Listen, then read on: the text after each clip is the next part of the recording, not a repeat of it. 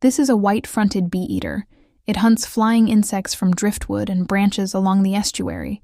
The debris creates perches and attracts insects, making hunting easy and efficient. Good morning, good morning, good morning. Yes, it's Beatrice Vivius with your morning beach update.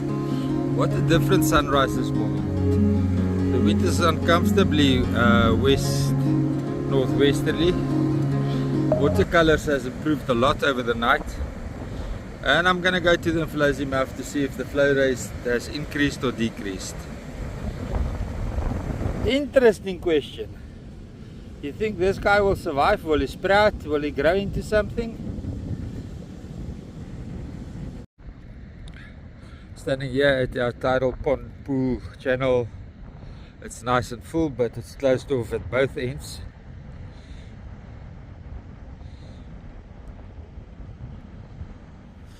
I got a new project going. This will keep me busy and out of mischief. Citizen science.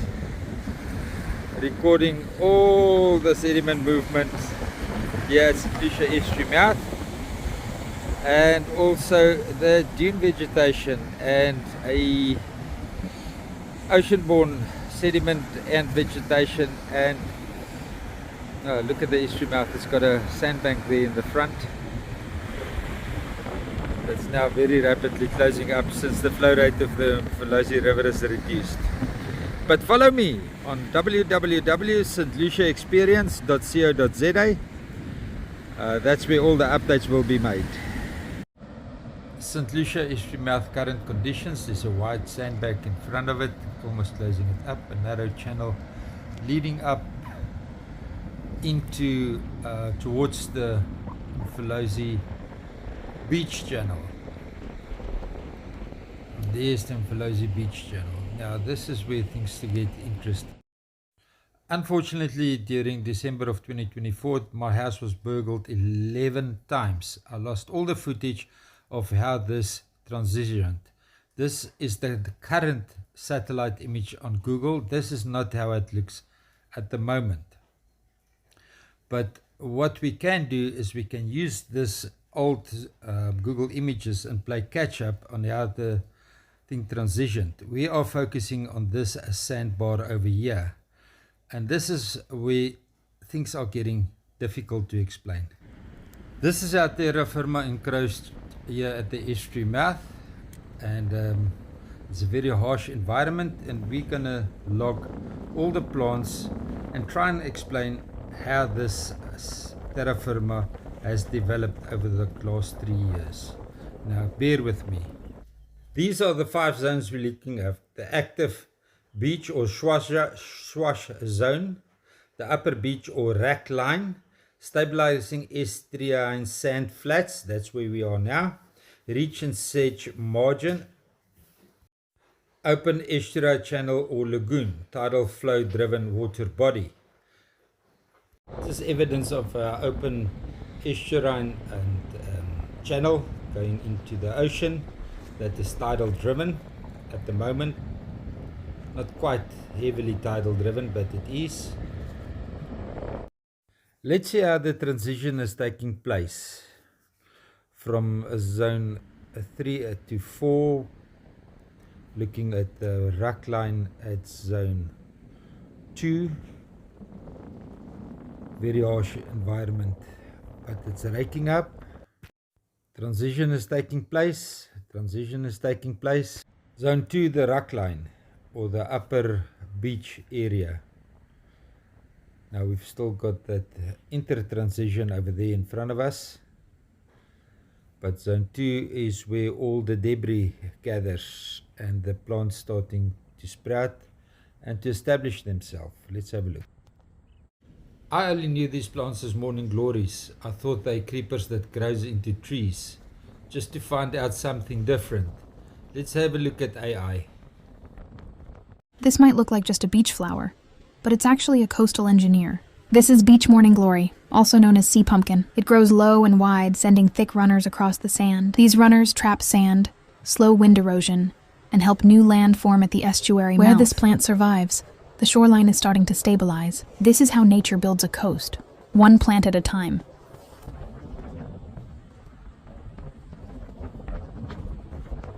Quite a few banana plants establishing here at our banana plantation. This silver plant might look delicate, but it's built for survival. Beach daisy, a key pioneer species on coastal sand. Its soft, silvery leaves reflect heat and protect it from wind and salt spray. When plants like this appear, the sand is no longer moving, it's becoming land. Zone 3, stabilizing estuarine sand flat. This plant tells us the sand here is starting to change. This is beach hibiscus, a coastal pioneer shrub. Its large, soft leaves help it cope with wind, salt spray, and heat. Unlike creeping plants, this one grows upright, meaning the sand is stable enough to support it. This is how bare sand begins turning into structured coastal habitat.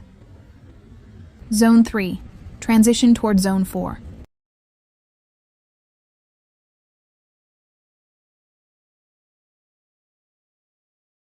Now the debris that washes out here, now we're going to see it's not pollution.